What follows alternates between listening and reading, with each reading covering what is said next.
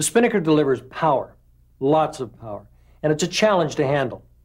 I'm Rob McLeod. You've just taken the first step in mastering that temperamental sail, and it's going to pay off in the race course and when downwind sailing. In this video, you're going to see how to hoist, set, and control the racing Spinnaker. You're also going to see a cruising Spinnaker, or Jenniker, in action. Your instructor is Tom Whidden. Tom was Dennis Connor's tactician when he won the America's Cup, and he's president of North Sails. And I can assure you that Tom knows everything there is to know about sailing Spinnakers.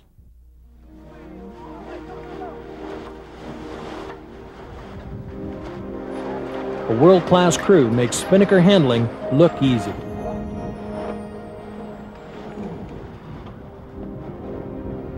It's up with the big sail, down with the Genoa, all in seconds while rounding the mark.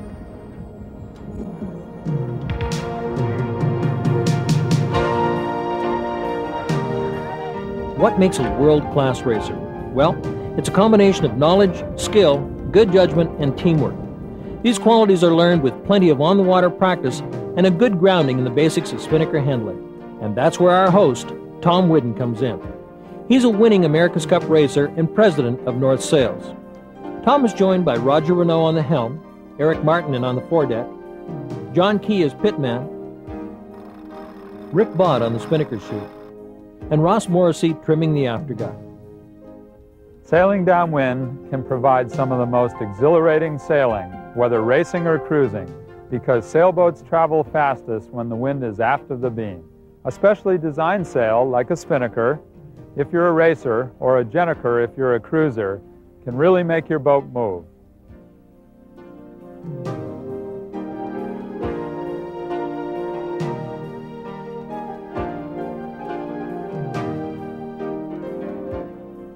These sails are huge. In fact, a Spinnaker can often be as big or bigger than the Maine and Genoa combined. Some sailors shy away from using the Spinnaker or Jenniker, thinking that they're difficult to manage. In this program, I hope to dispel that notion by teaching you some of the tricks of the trade and some of the things that I've learned over the years in international competition. I also hope to share with you some of the things that we've learned about designing, building, and testing these wonderful downwind sails. We're aboard Welsh Wizard, a CS-36 Merlin. We chose a boat this size so that we could fit the entire video crew aboard and still have enough space left over to perform the crew functions. But most things are similar for smaller boats, and I'll be sure to point out those things that are done differently. Rigging a Spinnaker needs some special gear. Let's start with the halyard, whose job is to hold up the sail. The sheave at the top of the mast is actually placed above the headstay itself, so that the Spinnaker can be flown at many different angles. Some boats have two sheaves at the top of the mast to facilitate the use of two halyards. The best obvious reason for having two halyards is if one breaks, you can still set a Spinnaker on the other one. Some larger and more sophisticated racing boats actually have a whole inventory of Spinnakers. And when you have more than one halyard, you can actually peel back and forth between the sails. The most important attribute a Spinnaker halyard needs is strength. It must have the ability to absorb shock, and it must be able to withstand loads from many directions. Some boats use wire halyards, and some boats use rope halyards. Wire stretches less, but chafes a little more at the top of the mast. Rope chafes less, but unfortunately stretches a little bit more. Many racing boats will choose wire just for the lower stretch, when many cruising boats will choose the rope for less chafe.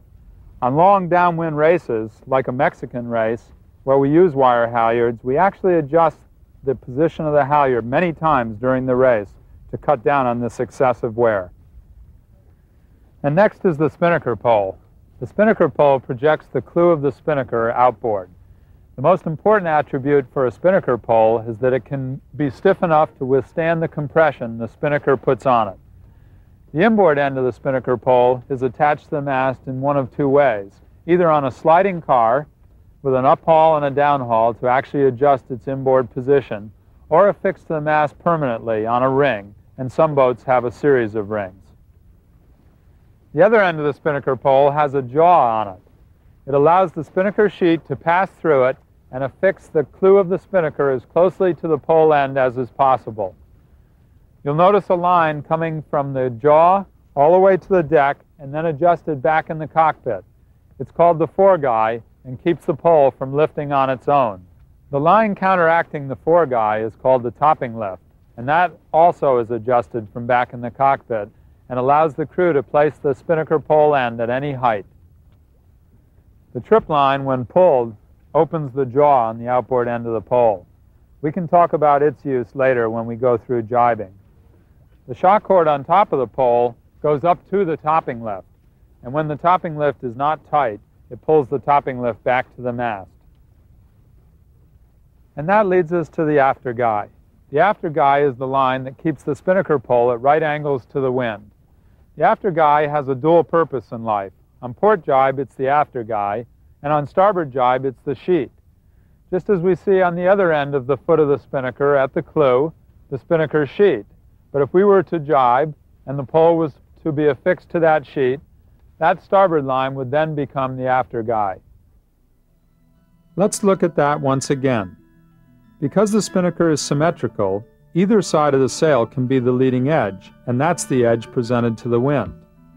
Looking at the sail from a position on board while sailing on port jibe, the leading edge, called the luff, is held outboard by the spinnaker pole at the tack. The outboard edge of the pole is controlled by a line called the after guy. The trailing edge is called the leech, and the clew is controlled by the sheet.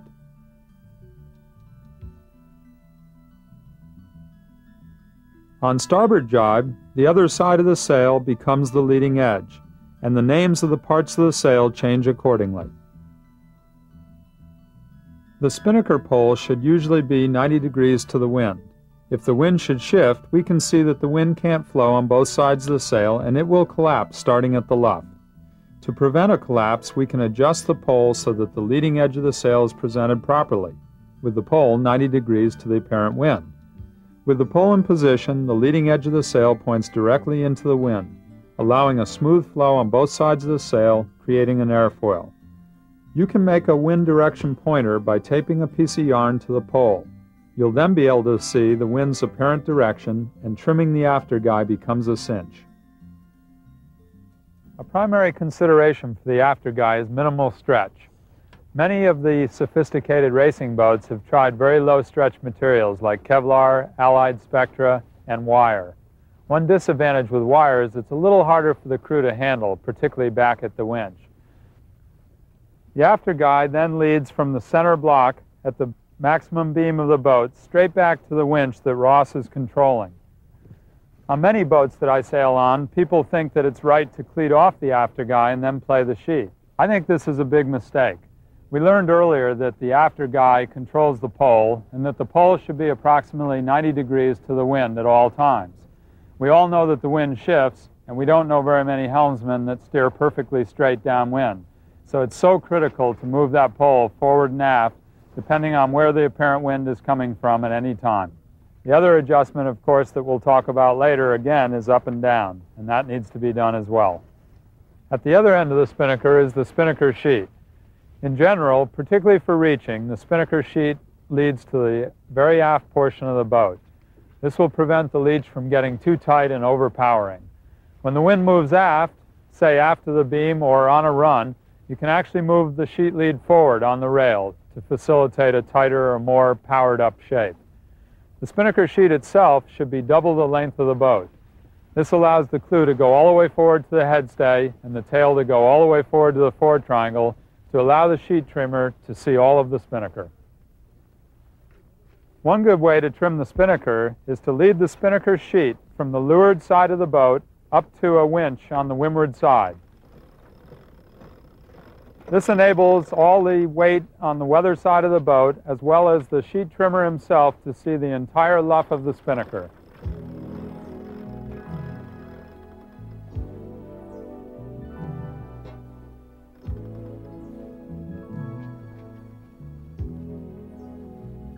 Trimming the spinnaker is an art.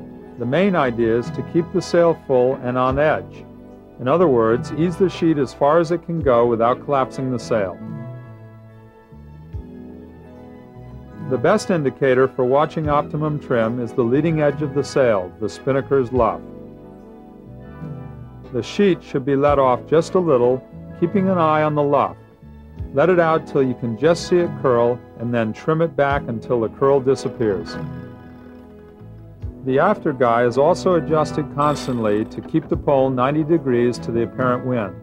When the pole is in the right spot, the spinnaker's luff will curl evenly all the way from the head down to the tack. Remember to keep the boat on its lines by moving crew weight forward in light air and aft as the breeze comes up. This will allow the boat to surf more easily in fresher breeze. In lighter winds, you may want to make the sail fuller by under-squaring or moving the pole forward, which will make the angle between the pole and the wind more than 90 degrees. In heavier air, you'll want to flatten the foot of the sail by over-squaring or pulling the pole back, which will make the angle of the pole to the wind less than 90 degrees. The sheet and the after guy control the position of the sail relative to the wind. As the direction of the wind changes, the sail is moved to accommodate the change. Another important adjustment is the height of the pole, which controls the sail's shape. We'll go back to the loft, where I'll show you how it works on a model sailboat. We program in the measurements, the J, the length of the fore triangle, the I, the height of the mast above the deck, for this model.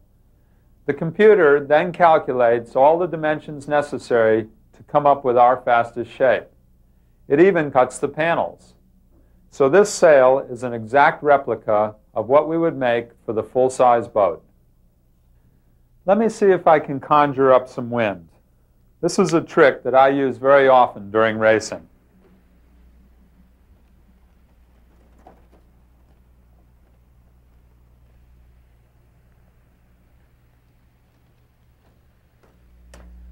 When running before the wind, a spinnaker needs to be powerful and full. The pole should always be at right angles to the apparent wind, and the clew height should be approximately the same. The pole height has a dramatic effect on the overall setup of the spinnaker. When you raise the pole, the leeches, particularly in the top of the sail, get quite straight and open, and raising the pole too high actually allows them to spill air. Lowering the spinnaker pole has the opposite effect. It actually increases the curvature of the spinnaker by tightening the leeches. The disadvantage is that it loses projected area, but at the same time it gains stability. Usually, somewhere in between the two extremes is a perfect setup for maximum projected area and maximum stability. Now let's look at the spinnaker on a reach. We'll turn the model around so you can see the greatest amount of the spinnaker. We'll shift the wind, one of my patented wind shifts. And from an angle below the sail, you can see that the spinnaker flies quite differently on a reach, acting more like a Genoa. And like a Genoa, you adjust the shape of the spinnaker to fit the wind conditions. In light air, you want a full shape to generate plenty of lift. In heavy air, you want to reduce projected area and stabilize the sail. By the way, a sail shape is described by its depth and draft position. Depth refers to the fullness of the sail. The deepest part of the sail is divided by its chord length, and that's the distance between the leeches, which gives us a number expressed as a percentage. On a run, a spinnaker's depth could be 50%, but on a reach it might be 23%. Draft position tells us where along the sail the maximum depth occurs. Is the maximum fullness near the front of the sail, or is it near the back end? Draft position is a measurement of the distance from the leading edge of the sail to the location where maximum depth occurs divided by the chord length. Draft position is moved to the forward part of the sail in light air to create a full shape, increasing lift. In heavier air, due to stretch created by loading, the draft position tends to move back. Draft position on a reach in a spinnaker is controlled by the relative height of the clews. The old maxim, make the clews even, isn't so important anymore.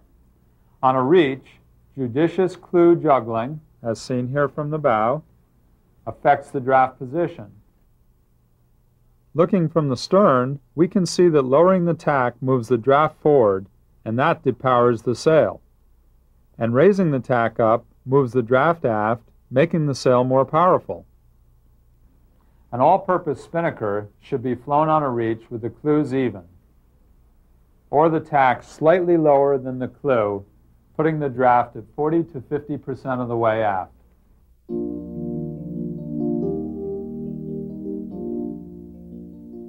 There are only 4 important things sailors can do to affect spinnaker shape. 1. Raise and lower the pole to change the spinnaker's depth, particularly at the top of the sail. 2. And by the same token, raise and lower the pole to change where the depth or draft falls. 3. Trim the pole back and forth to change the spinnaker's angle to the wind. And 4. Change the sheet lead to control the power of the sail as well as the spinnaker's depth at the bottom. Let's consider overall depth. The rule of thumb is the closer the leeches are to each other, the deeper the sail. When you lower the outboard end of the pole, the 2 leeches get tighter, moving them closer, and the sail becomes deeper. This, by the way, is contrary to popular wisdom. On the other hand, raise the pole, and the leeches get looser. They move further apart, and the sail gets flatter. This can be distilled to these 2 simple rules. 1. Pole up, leeches get looser, sail gets flatter. 2. Pole down, leeches get tighter, sail gets fuller. Launching the spinnaker takes some practice. Each step has to be carefully done, and timing is everything. Practice in light air, just like we have today. On a boat this size, a crew of 5 or 6 makes it possible to get each step done in time. It could be done with fewer people, but it would be more difficult. On a smaller boat, however, such as an Etchells 22, a crew of 3 can manage just fine. One of the keys to a successful spinnaker set is to make sure that all the crew communicates together. It is truly a team effort. To make it easier and to see how it's done, we'll launch the spinnaker without the Genoa. Eric, you're on the foredeck. Here's the spinnaker. Crew organization is critical to successful spinnaker handling. Write out all the steps, assign tasks, and ensure everyone knows his or her job. And this is especially important for the bowman. The first step is to set up the pole. The inboard end is attached to the mast and set at the right height.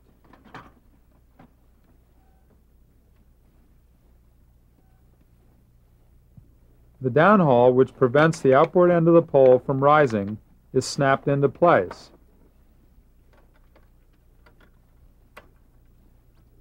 And the topping lift, which holds up the pole, is set up. Next comes the sail.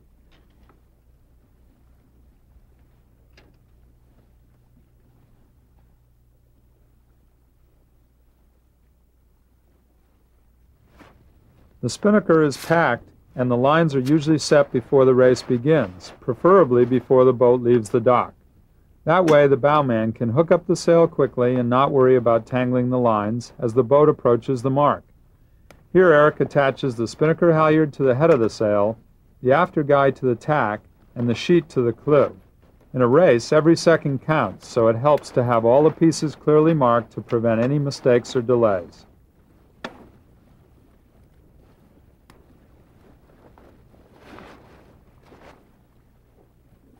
Next, Eric puts the after guy through the jaw of the spinnaker pole. If the line is fed through in the wrong direction, it will be difficult to release when jibing. Okay, raise the pole. Take a moment to check it. The topping lift is raised to hold up the pole. Once the pole is set, the sheet and guy trimmers take up the slack on the corners of the sail, while Eric pulls up the head of the sail with the spinnaker halyard. The sheet trimmer must take care that he's not too quick or the sail may fill too soon. This can put a twist in the head, resulting in an hourglass, which usually means you have to douse the sail and start again.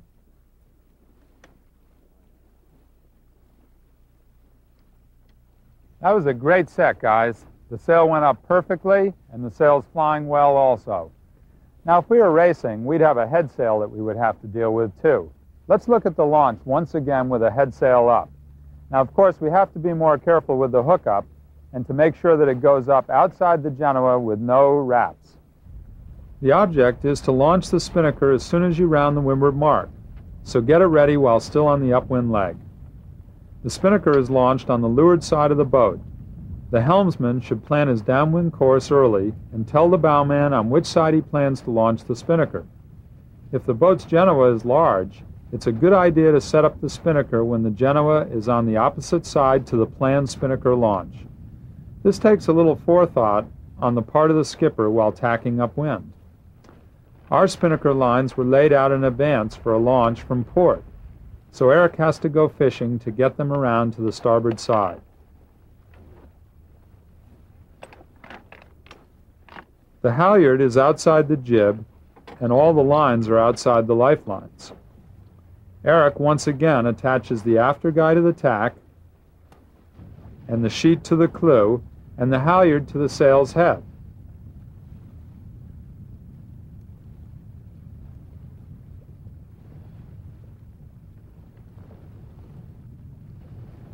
As soon as the chute's ready, the bowman tells the skipper and then goes to the mast ready to hoist the sail.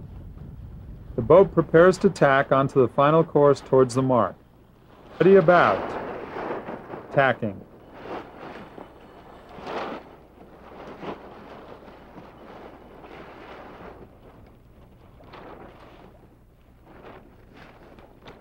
And now the pole can be set up.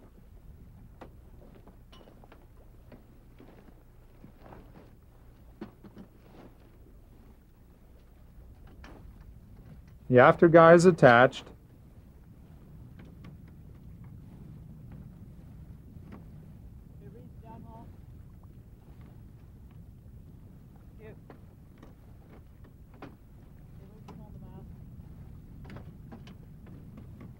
As well as the downhaul. And now the pole goes up. Notice how far the spinnaker pole extends beyond the forestay. The extra length makes jibing a little tricky, but allows the sail to capture the wind. Halyard up.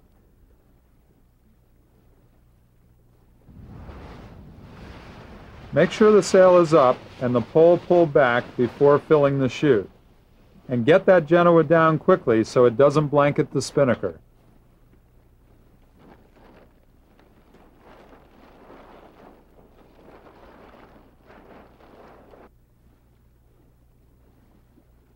Marks on the halyard and the topping lift will benefit the crew and allow them to get the lines exactly to the right spot each time setting the spinnaker. In extremely light air, sometimes it will pay to delay your set. This will enable the boat to drift and keep its apparent wind as far forward on the Genoa alone, and then when the speed starts to diminish, set your spinnaker and get the jib down immediately. On this size boat, generally you set the spinnaker from very far forward, either on the lifelines or out of the pulpit. On a smaller boat, you will end up setting the spinnaker right out of the center of the boat. There are two reasons why that's important. One is that you don't want the weight of your bowman all the way forward on a light boat. And secondly, it's almost easier setting it out of the side of the boat where it can be fed out by a crew member. These sleek racing boats are Etchells 22s. The E22 is a 31-foot keel boat, a popular one-design racer. We're here at the windward mark at the Etchells 22 Worlds. The spinnakers are popping out one after another on the first downwind leg.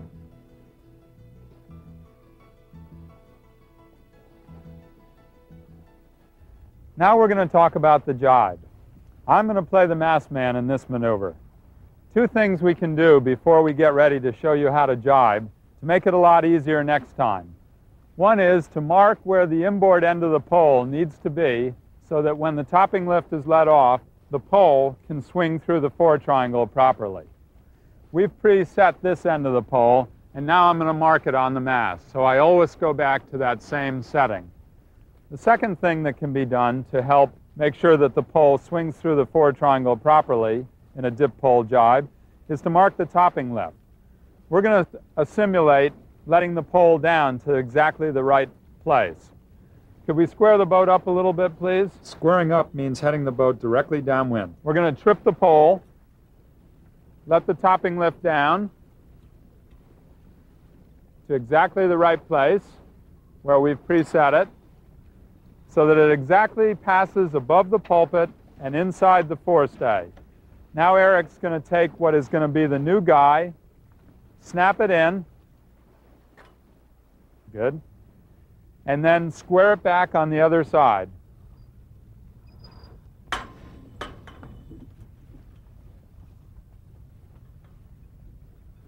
Now that wasn't perfectly crisp, but that was our first try at it. Let's actually get squared up and try it again. But before we do, I want to point out that we've rigged 2 lines to the tack and 2 lines to the clew to make setup for the jibe easier. While one line is working, the spare line, or the lazy line, is available for setting up the next jibe. Let's go for it, guys. Now we're going to try the jibe for real. Luckily, the wind is cooperating and it's about a perfect strength for practicing. The first thing I'll do as the mast man is I'll reach for what we call the lazy guy. The lazy guy will then be transferred forward to Eric, who will walk forward in front of the headstay and actually sit in the bow pulpit and prepare for the pole to swing through the fore triangle. The next thing I'll do as the mast man is to make sure the inboard end of the pole is exactly at the right height and that the topping lift man is prepared to lower the pole to exactly the right spot so that the pole can trip and go through the fore triangle. So now we're ready to execute the jibe. Could we please square the boat and square the spinnaker? In this case, I'll yell trip. Trip.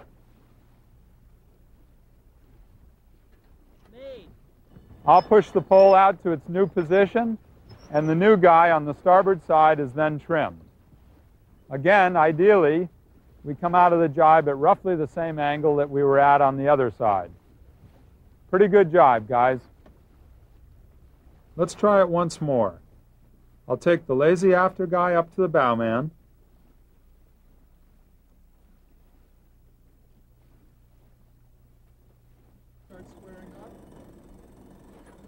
Release the pole from the working after guy.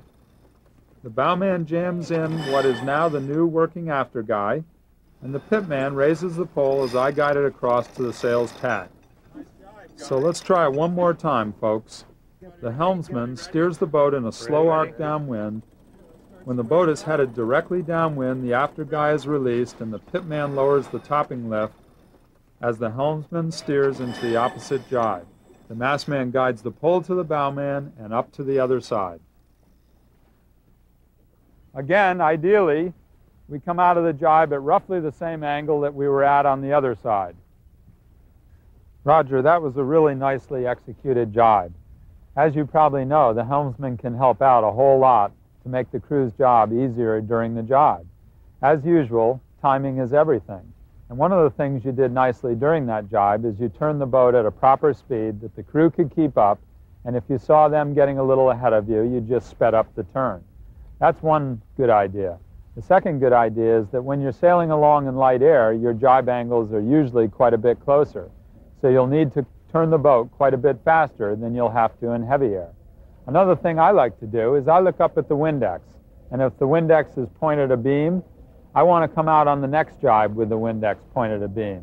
And that way you'll ensure that you're exactly at the same angle. Let's actually get squared up and try it again. Ready? Ready.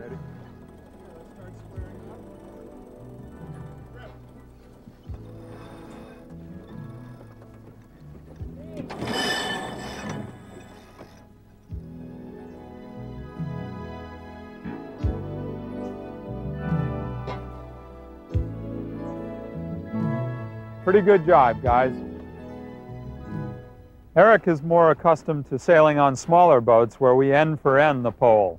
But in top competition like the America's Cup, the bowman actually does not stop the spinnaker pole at the bow pulpit.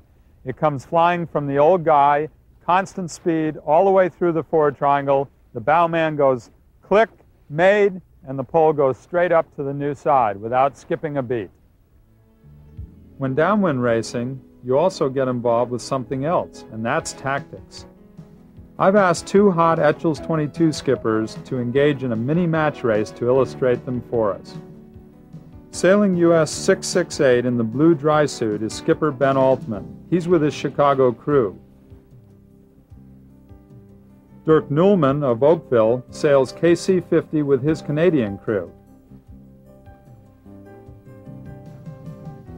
The Etchells 22 is a fractionally rigged boat, so the spinnaker's height is only 3/4 that of the mast. This sail size makes for easy handling by a small crew.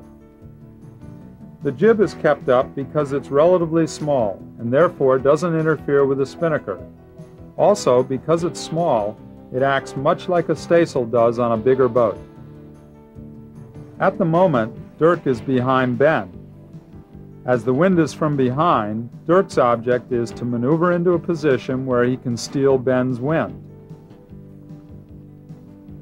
But Ben will have none of that. He's going to jibe.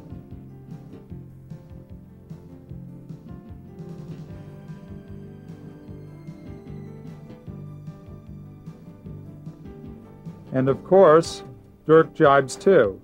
It's going to be a jibing duel to the finish line. Both boats are evenly matched. Dirk's hope is that Ben and his crew will make a mistake on one of the jibes. They're certainly getting their exercise.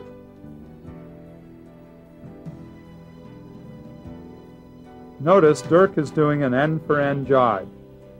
He has unclipped the pole from the mast and from the sail's tack, and then he'll attach the pole to the new tack, and the other end of the pole will attach to the mast. It's called an end-for-end jibe because the end of the pole that has been attached to the sail is now going to be attached to the mast, and the other end is attached to the sail. As soon as he's finished, he returns to the cockpit to balance the boat. Well, Dirk and his crew put up a tough fight, but Ben's team makes no mistakes and they cross the finish line first. Now watch as they douse the sail. The after guy is released first, and the sail is pulled in beneath the main, and once it's under control, the halyard is released.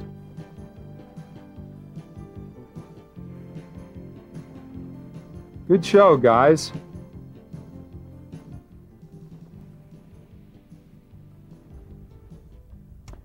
The spinnaker that we have up is a 3/4 ounce AP.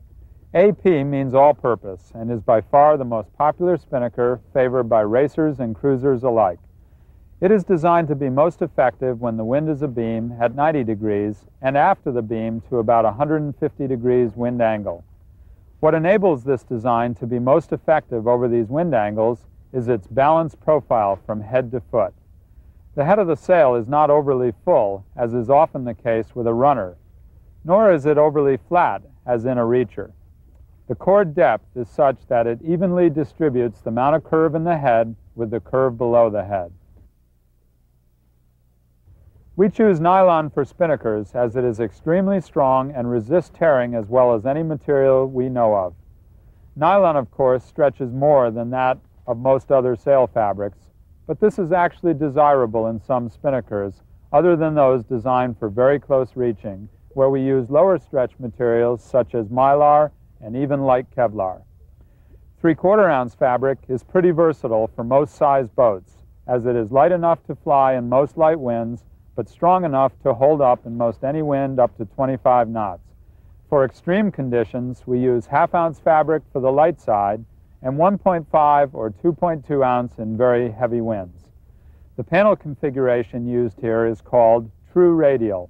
It is simply this layout to utilize the long and strongest threads in the fabric to address the load or stress map of the sail.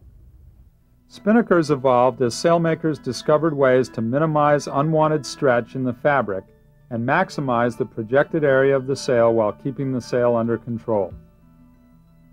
Early spinnakers, like this vertical cut, tended to distort as wind pressure increased, making it somewhat unstable. Ted Hood, with the crosscut, maximized projected area in the 1950s. The next step in the 60s was the radial head, where the seams radiated out along the stress lines in the head, and later the modern tri-radial, where the seams radiated from the clews as well as the head, giving a stable, stronger shape. The star cut is still popular as a reaching spinnaker because of its relatively flat shape. These sails are often made from heavier fabrics for use in stronger winds. A recent innovation in downwind sails is the Spinnaker. It's designed for cruisers who don't have the crew that racers usually have. The sock, or snuffer, makes it a breeze to launch. Like the Spinnaker, the Spinnaker is specially designed for the boat and the sailing conditions you expect. The hookup is pretty simple and only needs a sheet and halyard. They're led to the bow, which is where a Spinnaker is launched. Eric will begin by taking the tack forward to the headstay with a specially made strap that goes around the headstay and allows the tack to travel up and down along the headstay with the white line that feeds back to the cockpit to adjust it. The next step is to affix the halyard to the top of the Spinnaker. The sail itself sits inside a sock, or what is called a snuffer. The snuffer line, which you'll see in Eric's left hand, one must be particularly careful of to make sure that it's not wrapped around the Spinnaker. The last line that you see coming out of the Spinnaker bag is the Spinnaker sheet. It sheets very much like a Spinnaker sheet to the after portion of the boat and then into the cockpit to a winch. The snuffer containing the Spinnaker is hauled up to the top of the mast. You'll notice that the snuffer line goes up alongside the sock itself. Eric is now ready to pull on the line that's attached to the sock. A Spinnaker is a cross between a Genoa and a Spinnaker. Like a Spinnaker, it's made of light nylon and has a full shape built into it. This Spinnaker is 170% of the 4-triangle size. By comparison, a number 1 Genoa would be about 150%, a Spinnaker about 180%. The Spinnaker's voluminous shape is like that of a Spinnaker. Notice the sleeve attachment on the forestay. The sheet trimmer's position is well forward where he can see the whole sail, particularly the leading edge or luff of the sail. The Spinnaker is asymmetrical with a distinct tack and clew. To jibe, the Spinnaker would have to be doused and reset on the opposite side. When racing, the Spinnaker is rated as a foresail and therefore carries a heavy penalty. For these reasons, Spinnakers are not often used in club racing. Isn't it great how easy it is to take down the Spinnaker?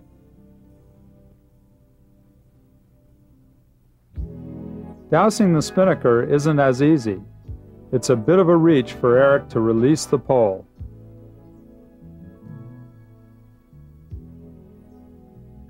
First, the tack is released. Trip!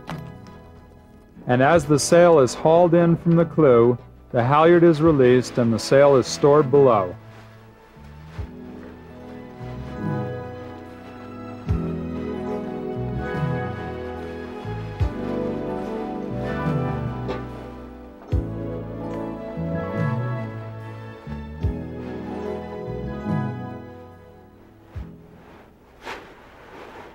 When we're out racing, and after taking the Spinnaker down, we actually bring the Spinnaker down below for repacking.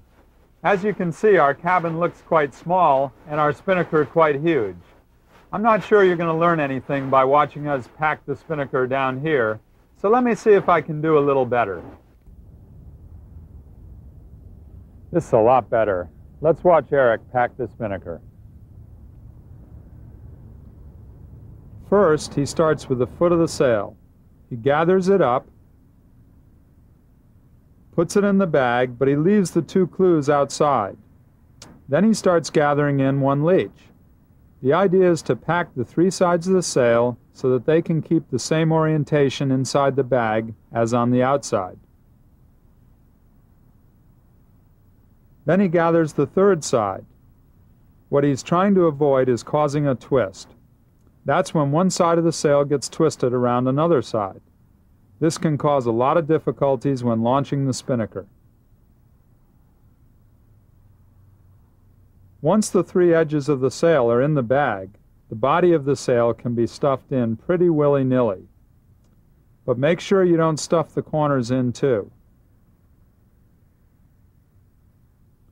I challenge you to beat Eric at this.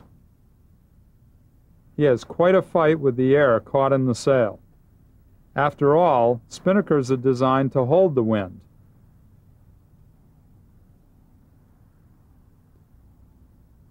Notice that the three corners are still outside the bag. Eric can now check to make sure they are properly oriented.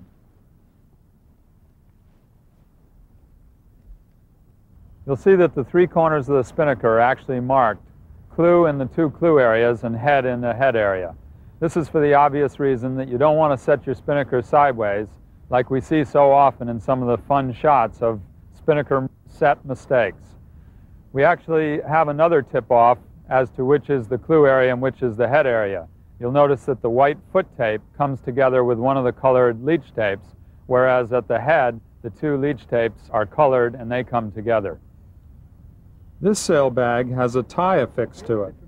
You loop it through the three corners of the sail, so when it comes time to launch the sail, it'll be easy to find the corners for the hookup.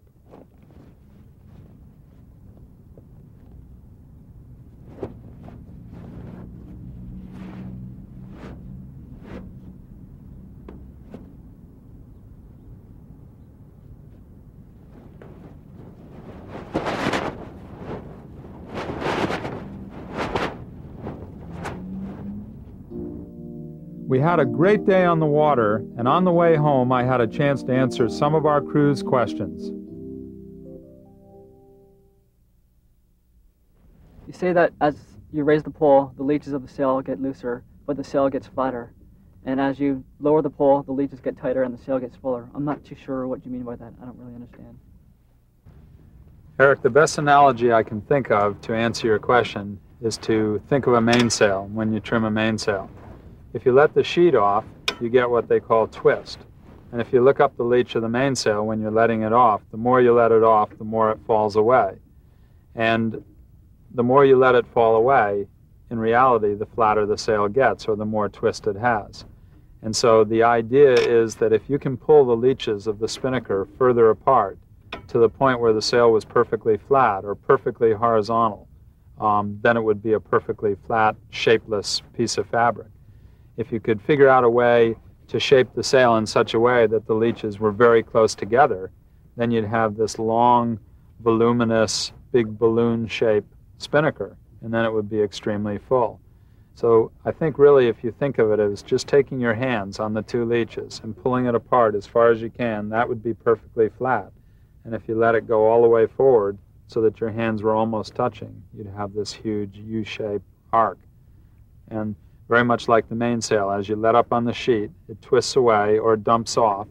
It's just like you do in heavy air to depower the boat. You let it off or you twist the main. Similar concept. How do you decide when you're racing when to fly the spinnaker and when to leave it down? Well, I suppose you're thinking about the time when you can't decide whether it'd be better to have your jib or Genoa up or when it's better to have the spinnaker up. And there's no one rule of thumb there, except that usually a spinnaker in moderate to light breeze is faster at about 55 to 60 degrees apparent wind angle and aft. Now that depends a little bit on the overall depth of the sail. Naturally, a running spinnaker doesn't work all that well at 55 degrees apparent off the bow. You may have to wait till the wind is aft of, say, 65 or 70, where a very flat-reaching, star-cut style sail might start working very well at, say, 48 or 50 apparent. So I think probably a good rule of thumb in an all-purpose sail is don't set it before 60 apparent. Naturally, that that wind angle would start to come aft the windier it is, because a boat wouldn't like to have a spinnaker up maybe at 70 apparent if it was blowing 20 knots, because the boat would be burdened. So there's a little bit of trial and error there, and many times when you're going to a mark in a long race, you'll find that there's no right sail to go straight at the mark. So you set a spinnaker for a while and go a little low, and then you set a jib for a while and go a little high, and eventually you get to the mark that way. Is there an upper limit on the speed? A boat has a theoretical hull speed, so there is a point where the boat just simply can't go any faster. On the other hand, if there are some waves and you are surfing at all, a spinnaker will help promote that surfing more easily. So a spinnaker makes more sense in that case than a jib does. Thank you. Tom, you stated earlier that the communication between helmsmen and the trimmers are important in heavy wind. How does that apply to light wind situations? Well, that's a real good question, because ironically it's even more important in light air. The spinnaker trimmer can actually feel the pressure on the spinnaker, and therefore the angle that the boat should be sailing, oftentimes better than the helmsman can. And that's no reflection on the helmsman's ability. It's really the feel that you get in the sheet, or the feel that you get in the guy when you're actually playing the spinnaker. You can get a very quick sense of when the spinnaker has a lot of pressure in it. So this communication between the trimmer and the helmsman should go something like this. The helmsman would say, well, how does the spinnaker feel? And the trimmer would say, well, gee, it feels a little soft right now. Why don't you come up 5 degrees? And then the helmsman says, okay, how does that feel? And the trimmer will say, right on. Or the trimmer will say, I've got a pretty good puff right now. Why don't you try coming down 5 or 10 degrees?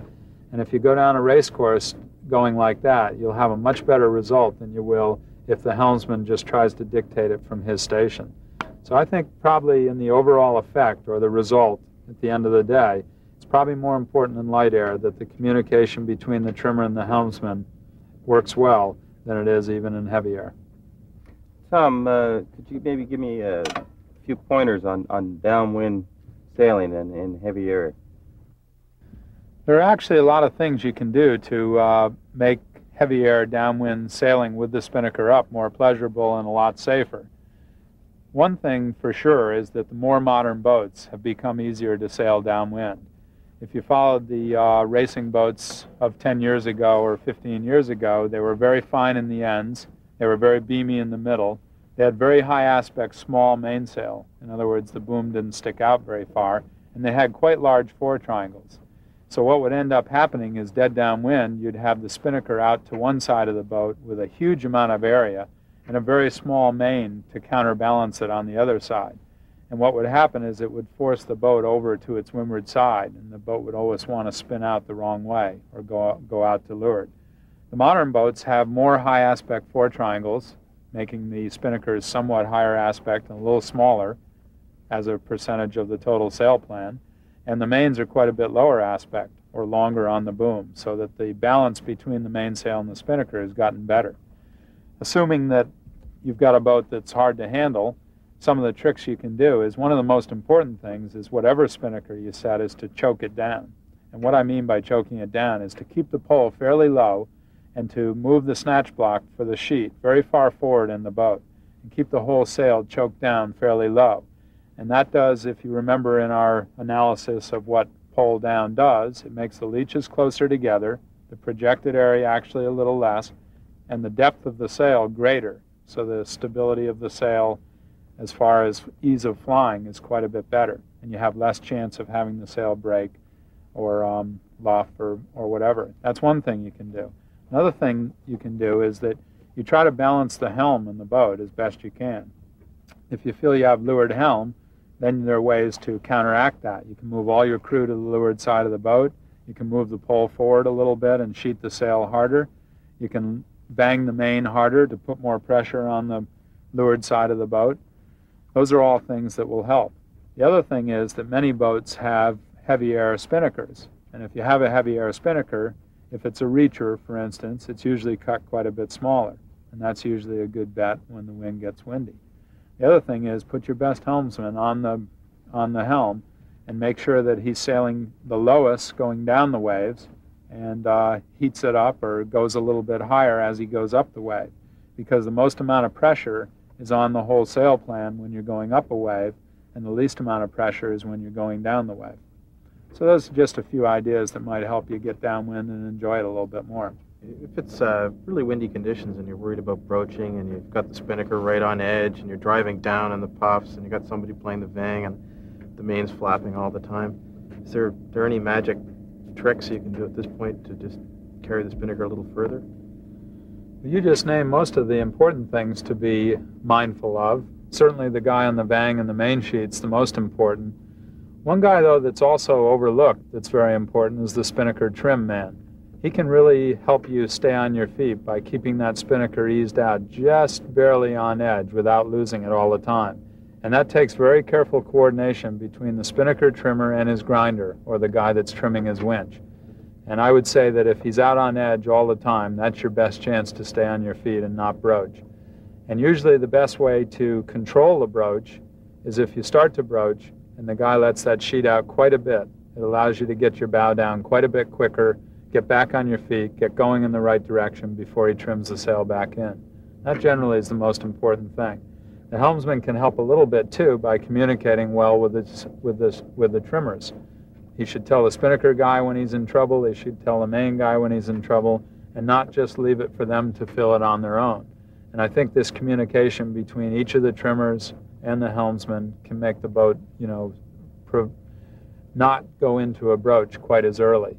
The only last thing that the helmsman can do to help is to sometimes give the wheel a couple little jerks to try to promote flow on the rudder, because a lot of times when you're beginning a broach, it's because the boat is heeling too much, and the rudder has a very poor angle in the water, and sometimes will actually stall out. And when the rudder stalls out, the helmsman loses the control over the boat, and it begins to broach just because the rudder can't do anything. So sometimes if you give either the wheel or the tiller a couple of quick jerks to leeward, you can sometimes promote flow back again on the rudder and get the bow down and stay on your feet. Tom, I race against this boat where they carry their spinnaker pole fairly high. Their spinnaker leeches are really loose. The spinnaker looks awful, but they're extremely fast. What's your views on that?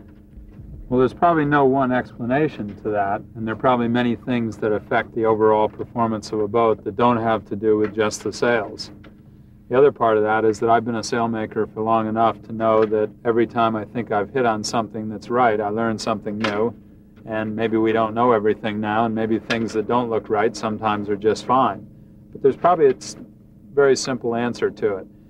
Usually a spinnaker that's too full and too round in the leeches requires a very high pole.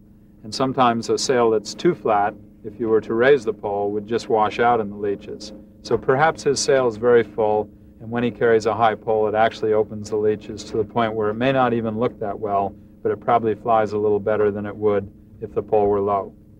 Tom, what kind of help can I expect from a sailmaker in buying a new set of sails, especially a spinnaker? That's a good question, Roger. I think one trend that has come about in the sailmaking industry in the last, say, 5 or 6 or 7 years is for the sailmaker to try to take a little better attitude towards what the customer needs to learn and wants to know and how he can help more. Because we feel that one of the important things that maybe hasn't happened over a period of time is the educational part of trying to educate our customer on what kind of sails would be best for him, how to maximize his investment, how not to spend too much money or end up with needless sails or sails that he'll never use. Some of the questions you might ask or some of the things that they might be able to help you with is one good thing about sailmakers is that they sail with their own sails quite a bit.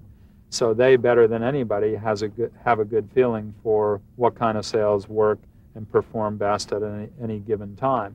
And that would include wind ranges, and that would include areas that you'd be sailing in. That would include shapes that would work in particularly rough seas or shapes that would work in particularly smooth seas. So I guess some of the questions that I would ask is, do you know my area? You certainly would have to let the sailmaker know what you intend to do with the sail. I think it's very important that the sailmaker has an intimate knowledge of the other sails that you have on your boat, whether they're his brand or somebody else's brand. You might ask him if included in the price, would he come take a sail with you and check the sail out personally. I think it's very important that you let him know exactly any nuances of the particular boat that you have, or if you have an unusual rig, or if you have any feeling for something that would be good yourself, because oftentimes people that are sailing a particular type of boat may know more about that one boat than the sailmaker. So I see it as a very interactive relationship where the customer must give and the sailmaker must give. And of course, the other important thing is that to have the sailmaker justify his price. If it's more expensive, ask him why it's more expensive. And, you know, if there isn't a good reason, then maybe that's not the right place to go. And if there is a good reason, that's for you to judge yourself.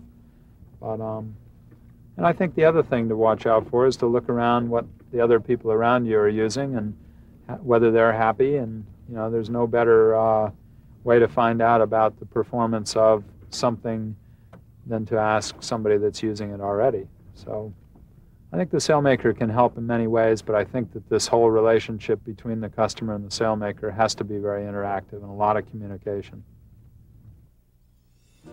Well, I've done my best to give you the basics. Now it's up to you to practice.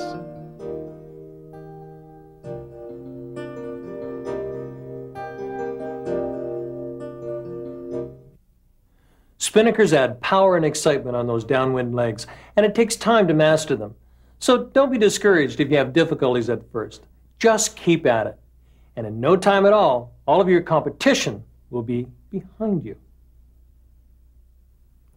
This program is part of an excellent series called The Basics, and they include learning to sail, navigation, spinnaker sailing, bareboat chartering, and together they add up to a first-class learning experience to help you become a complete sailor.